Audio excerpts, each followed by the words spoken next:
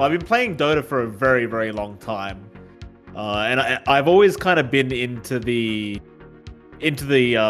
background, right? Like I'm not really too interested in the actual show per se, but I was always very intrigued by how the show was run and everything that kind of goes with it. So it was always a thing I was interested in, kind of being understanding how entertainment was made and how the shows were made and how casters did what they did.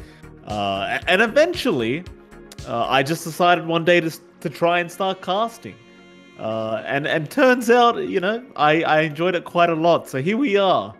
But yeah, that's basically how it started. I mean, one day I was thinking about it for a long time, casting some Dota 2. I was always too afraid to start casting. And eventually I decided, you know, maybe I should give it a shot. And I enjoyed it quite a lot. So I just kept going, and now we're here.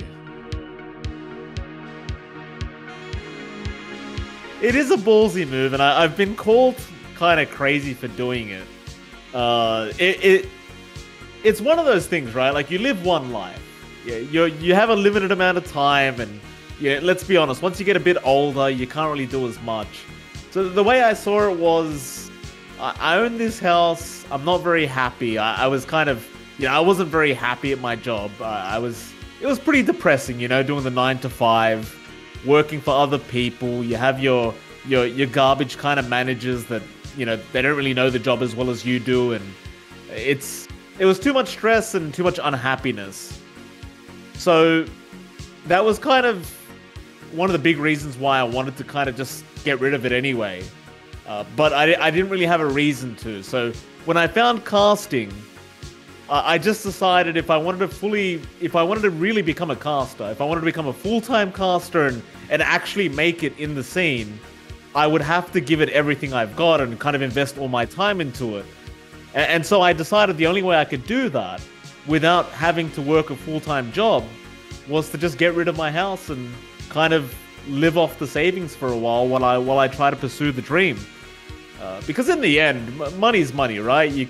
I can get another good job anytime I want. It's perfectly fine. So it's one of those things where it's like, I'd rather just get rid of the house, take the savings, and just use those to try and pursue my passion, rather than paying off a mortgage for the next 30 years and being unhappy working a job that doesn't make me feel good. It was just torture. It was like purposely torturing yourself, doing this job that you hate for a property that you don't really care for either. You know, in the end, it's just a house, is the way I saw it. So I think the value in pursuing your dreams and your passion is much more important and much more priceless than something such as a house, which is just an asset. It's all it was to me. That's the way I looked at it. I know it sounds crazy. I know to a normal person, it would sound pretty stupid, but you know, I'm a bit crazy in the head, so I just decided it was a good idea, and here we are. It's kind of working out, so there you go. It wasn't. I don't so much as have a degree per se. I've been to uni, two different times for 2 different degrees, but I never ended up completing them due to family issues and things like that. But I was working in fraud. So basically, I was working for a big bank, and my job was to combat online fraud at the bank. So they're basically just looking at different transactions, analyzing certain patterns, and basically trying to stop money from being stolen from the customers and the clients of the bank. That was basically my job. It doesn't really require a major, but it does require a lot of training on the job, and it was also quite a hard job to get at the time as well, because you kind of had to be part of the company for a while. But there was nothing like there was no necessary studying involved outside of the actual job. But that's what my job was. My job was basically to stop money being stolen from the bank, which happens much more frequently than you would imagine.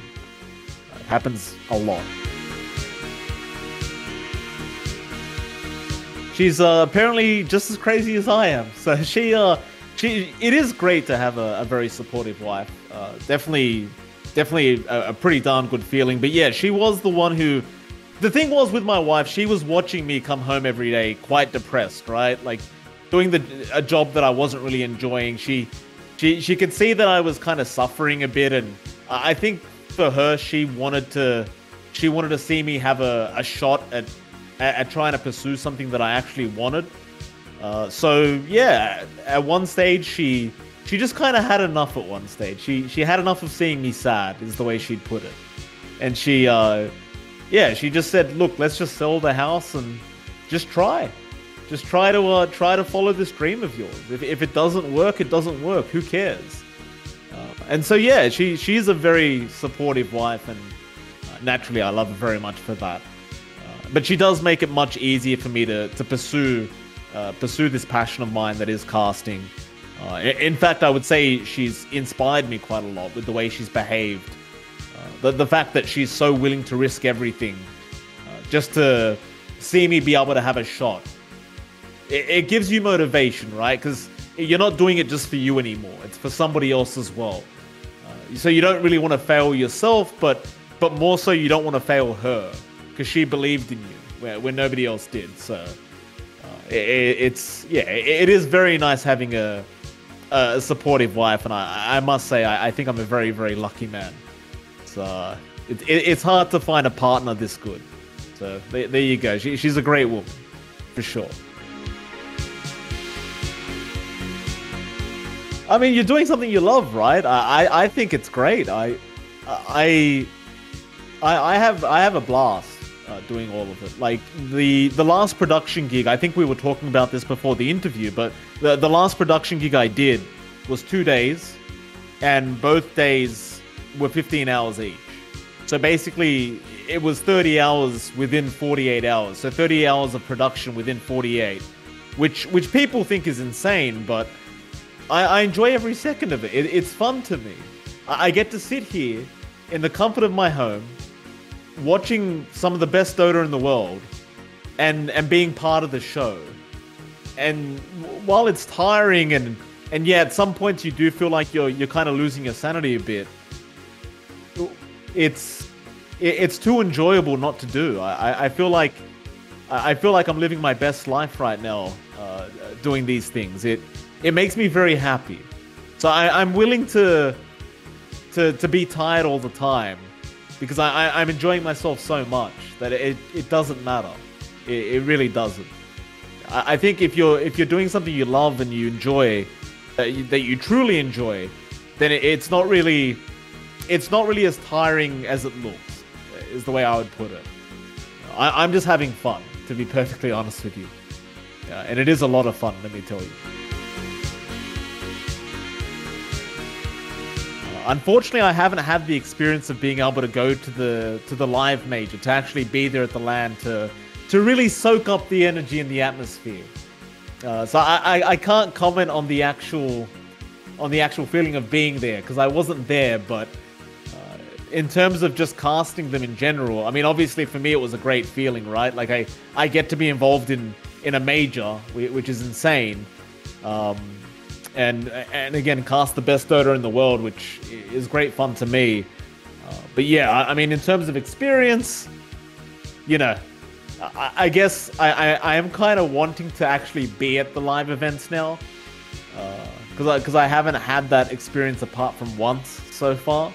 So I guess we're gonna have to give a rain check on that one, because I haven't actually had the chance to actually be at a proper LAN. Like a major, where I can actually, you know, tell you truly what the experience is like.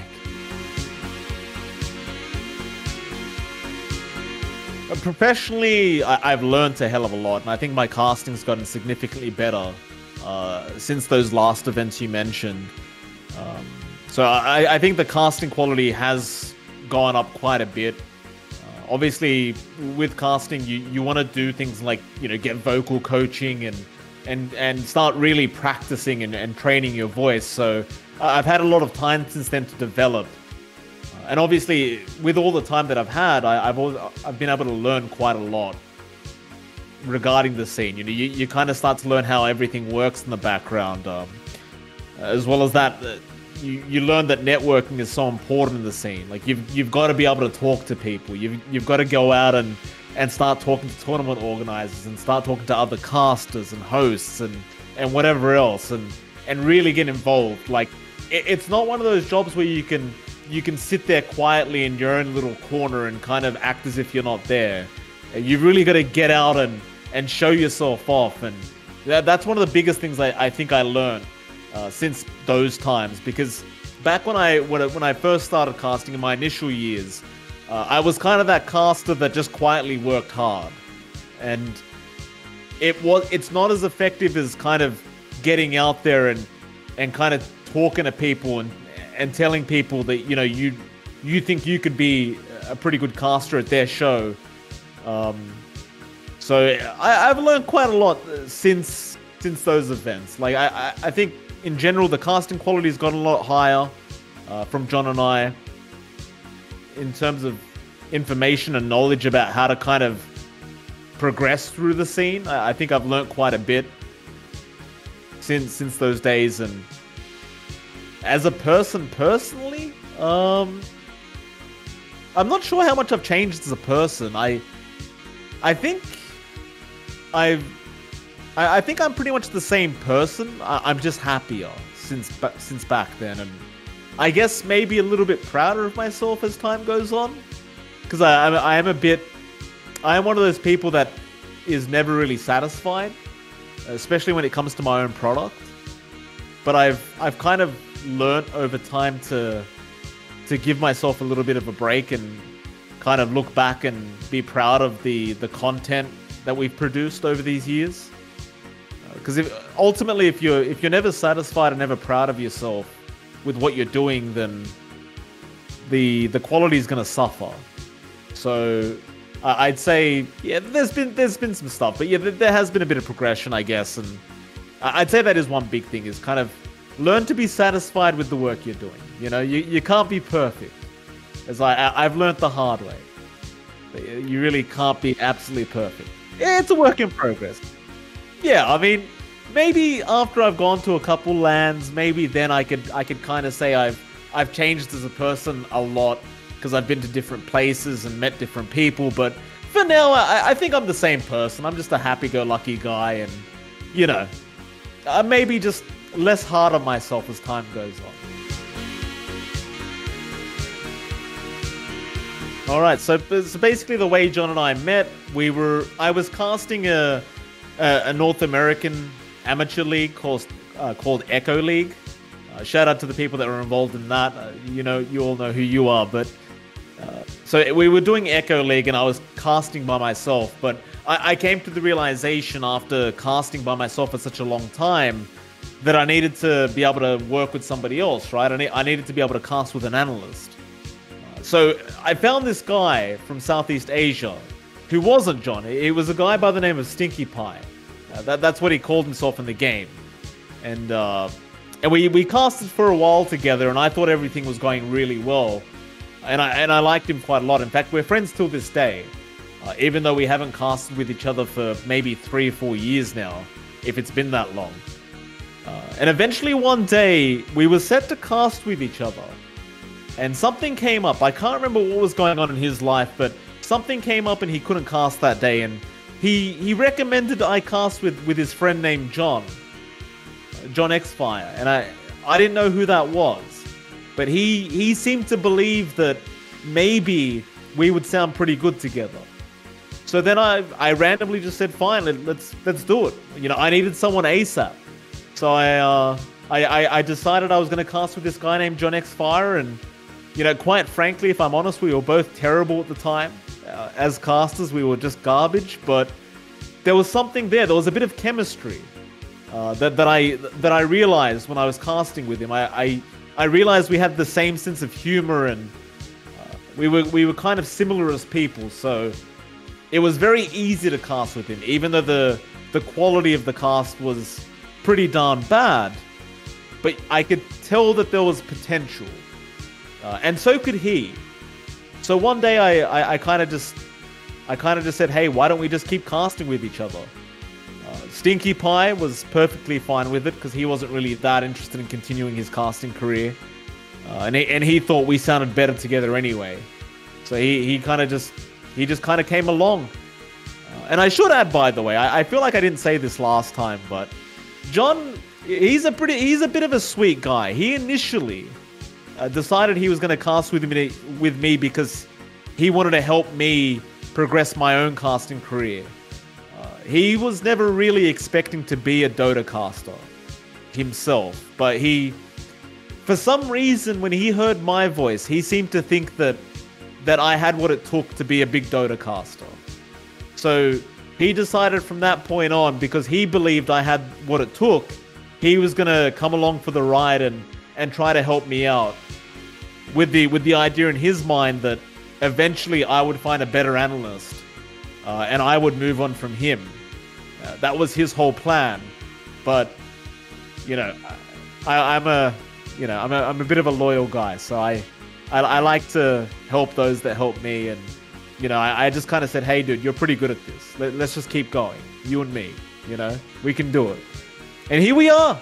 It's working out. It was a lot of hard work, a lot of pain and trouble, a lot of arguing, but you know, I think we're doing a pretty decent job now. Well, I think our chemistry is top notch. I think that's our strongest suit. I mean, this is what pretty much everyone tells us, the fans, other casters, other talent.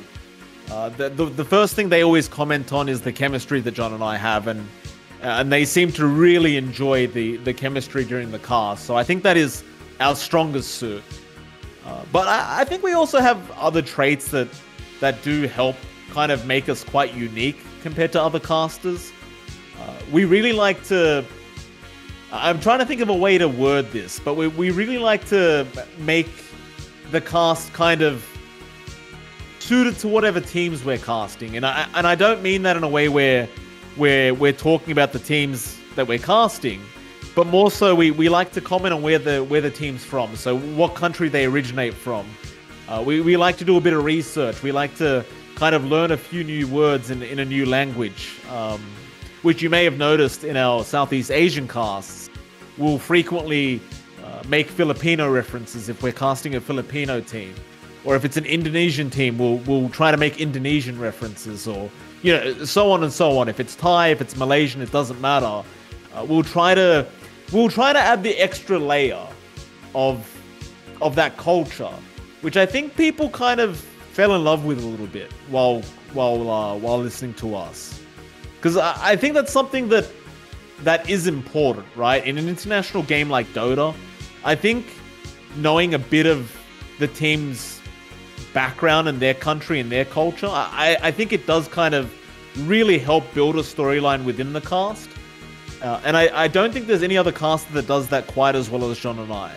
In fact, I don't even know another caster that does that.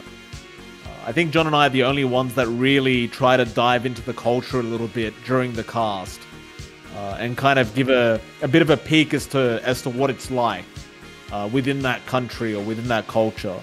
So I think people enjoy that quite a lot, and I think it's quite a different kind of product that other casting duos provide.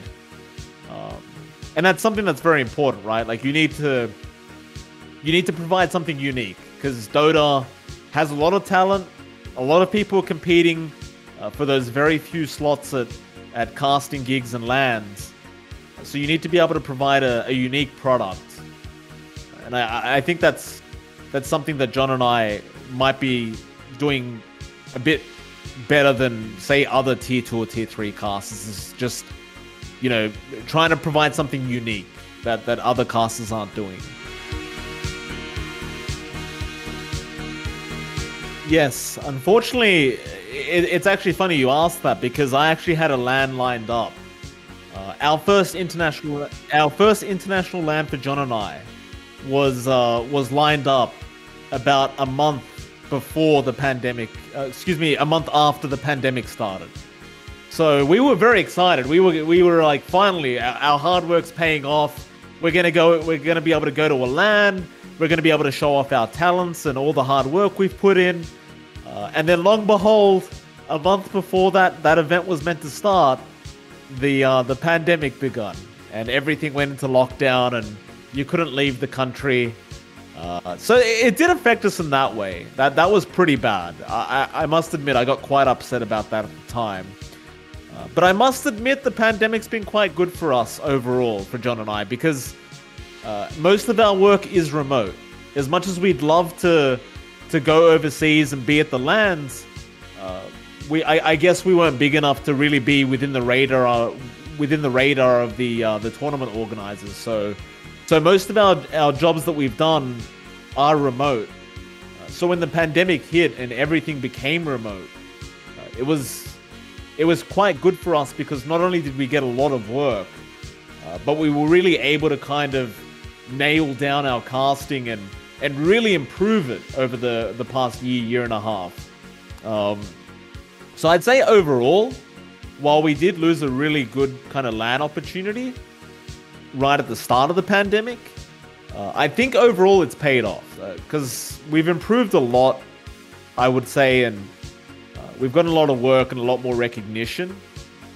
So I think in the end, while I'm not happy the pandemic happened, obviously, you know, it worked out for me. So I'll take it.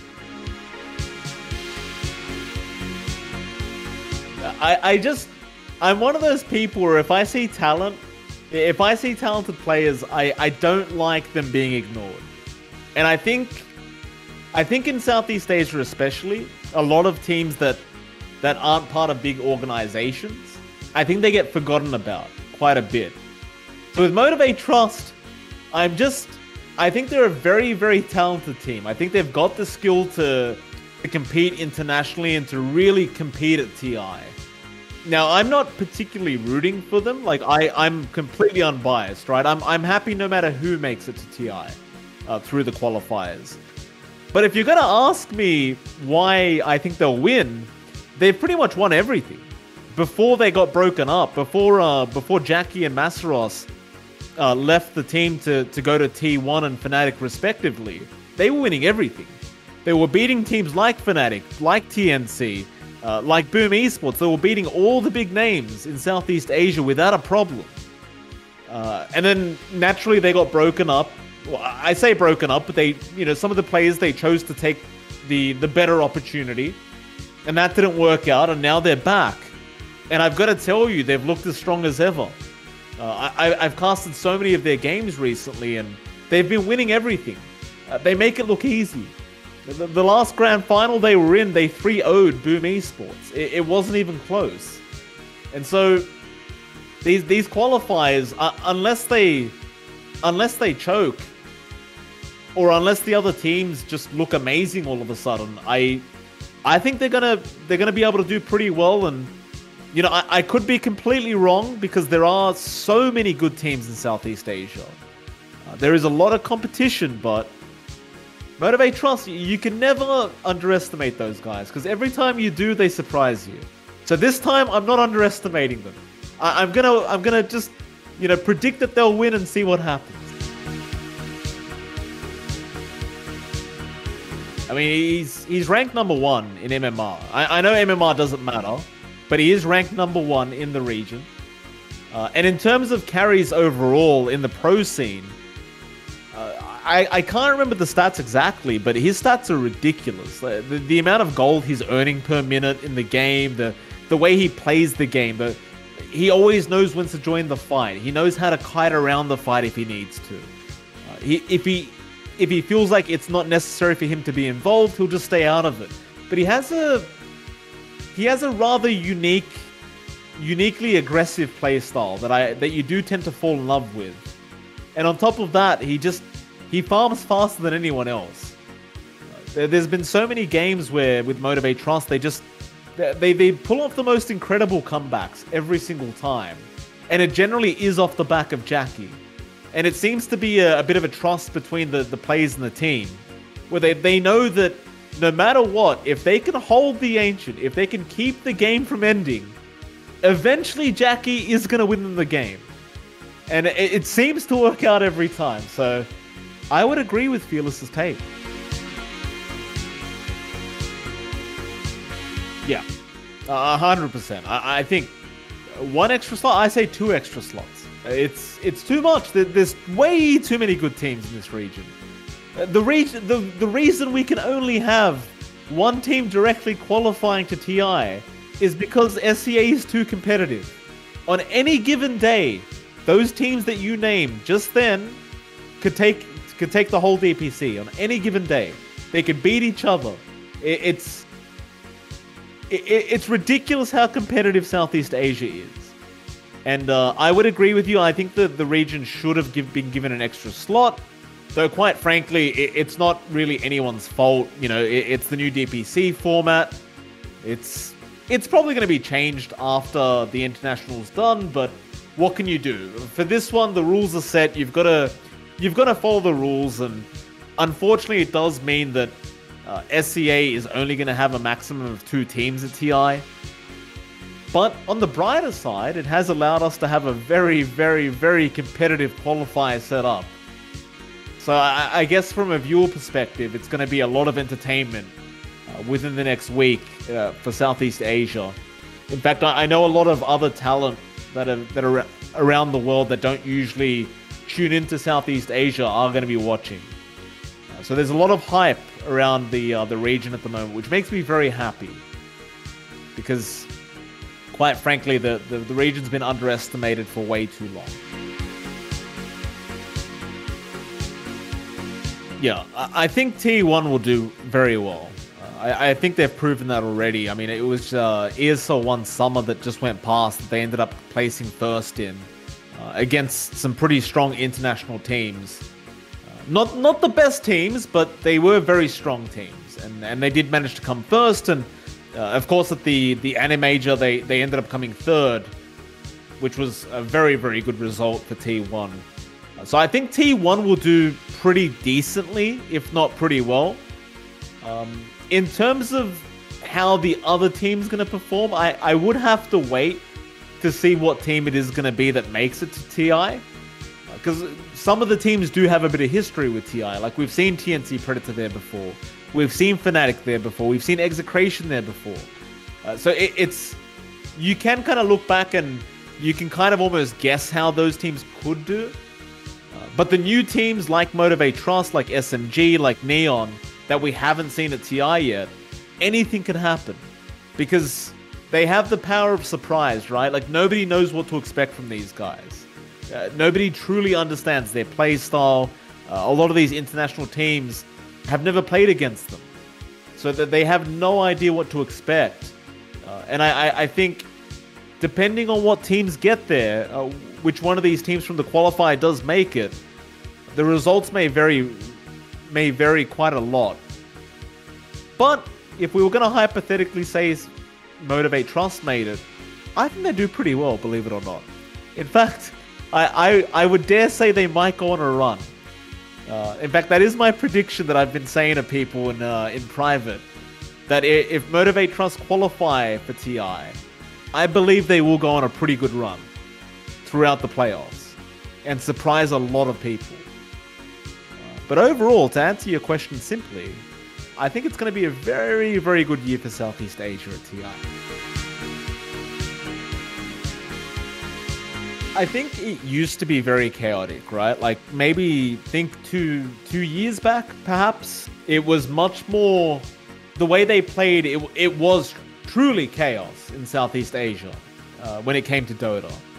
Now I think they've progressed quite a lot. Like, especially with teams like T1 having a coach like March there, who is a very good coach, by the way. There is much more of a surgical playstyle to T1. You can see them kind of playing for the late game, so there's not as much chaos per se anymore with these stronger teams from Southeast Asia. But I think one of the strengths they might have that may look a bit chaotic is they play very fast. I think when you compare them to the meta in different regions, they like to take their time a bit more. Like, for example, with Europe, you saw for all of the last year, it was basically a stacking meta. You just stack the jungle up over and over and over again. And then your KarY would come in and farm those stacks. And then you'd make some more stacks. and you'd keep farming those stacks, and the game would go on for 40 minutes, and you know, you wouldn't really see that many team fights, that many kills. Whereas with Southeast Asia, if you were to do something like spend the first 10 minutes of the game just stacking the jungle, they would just take those stacks from you. You know, they play too fast, is what I'm saying. They don't wait. They don't respect the enemy per se. They go in and they get the job done. And I think we've been seeing that a lot in majors, is you've got to be able to match their pace. You can't play slow up against SCA teams, because they will take advantage of it. And I'd say SCA in particular, their player base is definitely the highest mechanically skilled players from any region. So you don't want to really give them openings like that. Like, you've got to be able to really match what they're doing. The pace of the game that they're setting, you've either got to be the one setting that pace, or you've got to be able to keep up. And I think that's what teams are really starting to realize with these teams out of SCA, is they play very quick and they play very precise. They don't need 20 minutes to farm. You know, they'll get it done much faster than that. And I think it looks chaotic because they're all across the map and there's fights going on everywhere when it comes to SCA teams. But there is a method to the madness. So I can't say it's chaos anymore, but it is certainly very entertaining. That's for sure. So John and I talked about this, right? Because we had quite a bit of progression this year in terms of our careers. And we did talk about it briefly. And I think the rough number we came to was like 5 to 10% chance of us being invited to TI. Not because we're not good enough to be able to cast at an event like that, but because number one, we don't have much live event experience. So that does hurt us quite a bit, because if Valve was to take us on for TI, they're taking a pretty big risk. Having a duo that hasn't had that much live event experience, it could be rough, you know, and Valve doesn't really like taking risks when it comes to TI. As well as that, there's so much talent in Dota 2 that you're competing with so many people, and it's very hard to kind of prove that maybe you could offer a product that's unique and that deserves to be at TI. So while I think we would do a pretty good job, I think the chances are quite slim. And I like the idea you brought up as well with the whole newbie stream. I think if there was a newbie stream, then there would be a pretty high chance that our duo could probably make it. But I highly doubt they're going to really do a newbie stream anyway. So, you know, 5-10% chance maybe.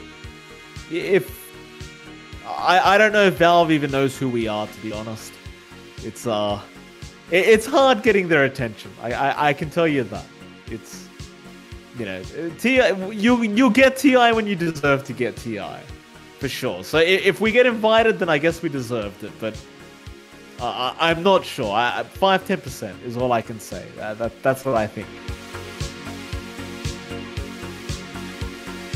I don't know about the OG run.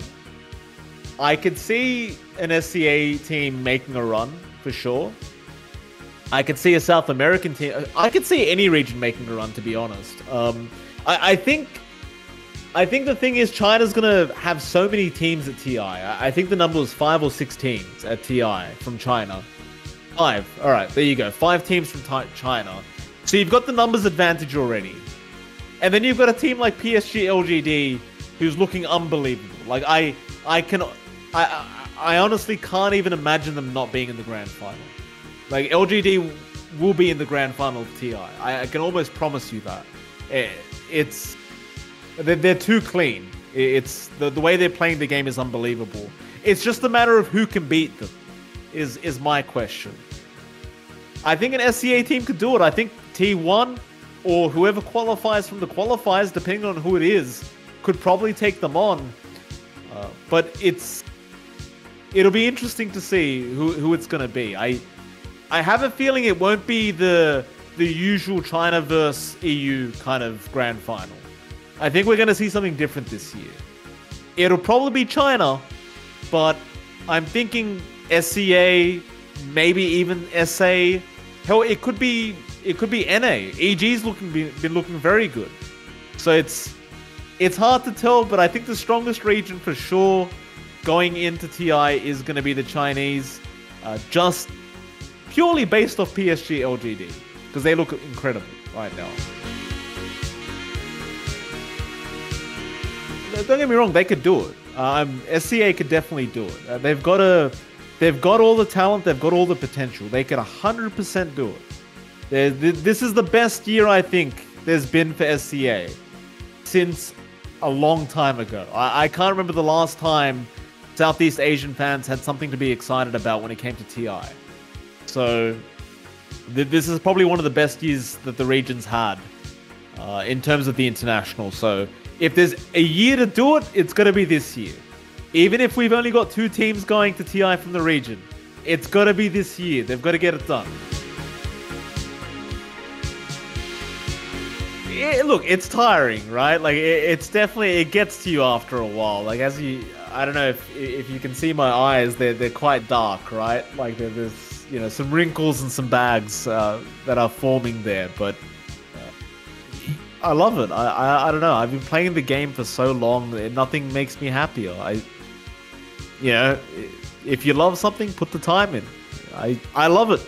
I think it's great. I'd rather be working than just sitting there doing nothing. And yeah, I mean, it's a lot of fun, dude. It's a lot of fun. I told you, I'm a crazy guy. I'm a bit of a mental case, you know. I don't know. I love the long hours. It's a lot of fun for me. It's extremely difficult. Australia, where I live, Sydney, Australia, it's known as one of the more expensive countries in the world, which doesn't make it easy. But yeah, it's very hard. I mean, I constantly stress about money. Like you get bills and you don't know how you're gonna pay it. It is very hard. The amount of times during this pandemic that I felt like I wasn't going to be able to pay the rent. I feel like every month it was happening to me. Like, how am I going to pay the rent this week? How am I going to be able to buy the groceries? How do I pay this bill? Like, at some point I couldn't even pay the internet bill. I was like, how am I going to work if I can't pay the internet bill and have internet? It's very hard. Very, very hard, depending on where you are, though, right? Because for John, for example, while it is still hard for him, he is in the Philippines, so we get paid in US dollars, which when you convert it to the Filipino pesos is pretty good for him. But for me in Australia, it's a very expensive country, so shit's expensive and it can be very hard to survive. So you are correct in saying that Valve, I believe, from what I understand, they aren't paying for the qualifier casting this year around, which is certainly very unusual, because usually they would pay for the qualifier casting, and they usually pay very well, mind you, which I always give them credit for. They pay very well. But this year they decided not to. I've got to be honest and say I have no idea why, but it may have something to do with the fact that it looks like they're going to have to book another venue for TI. So maybe that's got something to do with it. I'm kind of grasping at straws here, trying to guess why they've made that decision. But yeah, they're not paying, and BTS thankfully has decided to deal with it themselves, and I am quite thankful for that, and I'm sure a lot of other casters are as well. But yeah, I suppose to answer your original question, yes, living the casting life is very hard. Let me tell you, you don't, like, compared to tier 1 talent, the money you get is, the gap is ridiculous, is what I want to say. Like, tier 1 talent earn a lot more than tier 2 and tier 3. And that's perfectly fine. I'm not against that because I've always been the kind of person that's kind of thought if you're the best at what you do, you should get paid the best. I'm not against the gap in pay there is between someone like me and someone like Capitalist or OD Pixel because they deserve it. But yeah, it can be pretty hard for sure. I mean, how badly do I want it? I want it badder than anything else I've ever wanted. I mean, it's what I want. It's my dream, right? To cast a TI Grand Final, to be there with the crowd and the atmosphere, and it's not about the money. Like I know that previous answer may have made it sound like that I really kind of want that higher pay, but it's not really about that. It's about being one of the best casters for me. I just want to be able to say that I did it, you know. But the money obviously would help a lot, you know. Being able to earn an amount that makes you feel a bit more comfortable than, say, how I feel right now, obviously is going to be quite nice. Mind you, it's not like Tier 1 casters are rich by any stretch. I'd say at best they're probably just comfortable with the amount of money they earn. But yeah, I want to cast some lands and be a Tier 1 talent pretty darn bad. Like, but more than anything else I could ask for. My initial... I'll kind of walk you through what I thought when I first saw the Battle Pass came out. So my initial thought when I saw that people weren't happy was... I thought to myself, well, Valve's a business, right? So... Valve's just doing what businesses do, and they're trying to create profit. That was my original thought. That was what came to my head straight away.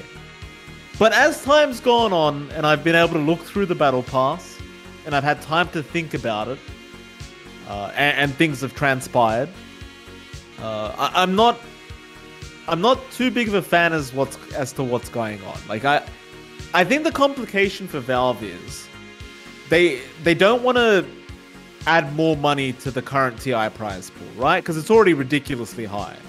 And if you add another amount of money from these battle passes, then you're never going to be able to beat this prize pool ever again, right? It's going to be like $100 million, and you're never going to be able to beat it.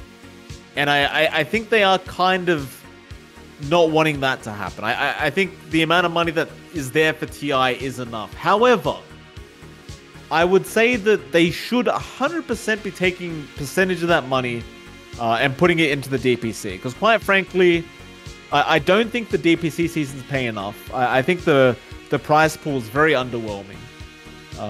I think Majors, honestly, 500 grand is great and all, but it would sound better if it was $1 million, right? You just have $1 million as the prize pool for Majors. I think Dota's a big enough game that you can have $1 million major every single time without problem. So what I would like Valve to do, if it was up to me, I would prefer they take that 25% of the Battle Pass sales, as they always do for TI, and I'd prefer they put it back into the DPC. Because I understand that they don't want to increase the prize pool. I get that. I agree with that. I don't want them to increase the TI prize pool anymore for TI-10. I think it's too high already. But DPC prize pool's kind of crap. It's pretty bad. And Major, the Major's pretty good. 500 grand, it's a lot of money, but it's a Major. Maybe make it $1 million. You know, it's... If you're going to have TI with a $40 million prize pool, you know, 500 grand just doesn't seem like much money.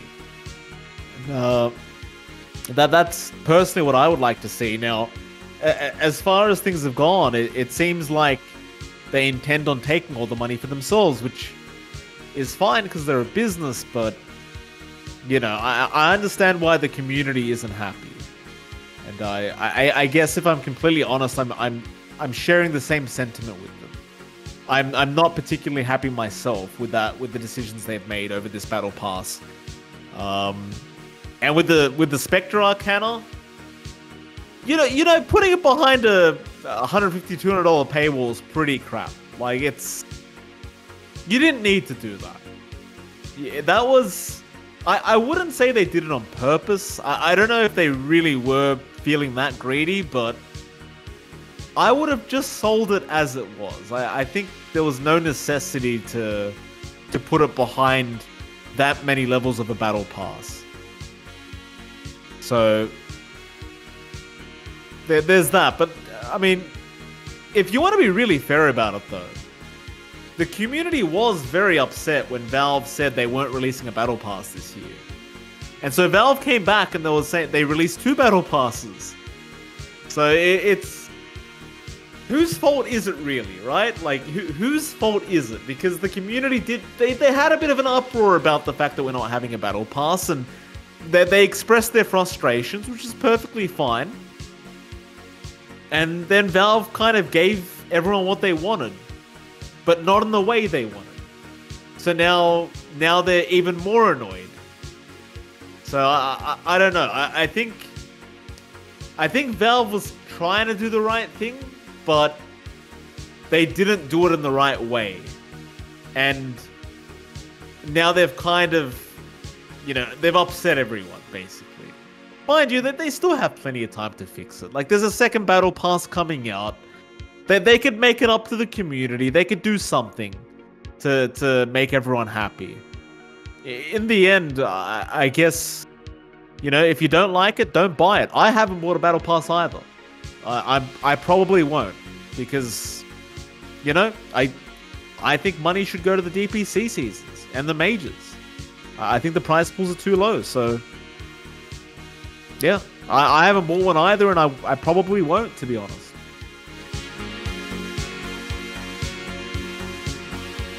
Yeah, shout out to johnxfire, obviously, my online wife, johnxfire. He does a fantastic job. He puts up with my crap all the time, so thank you to him.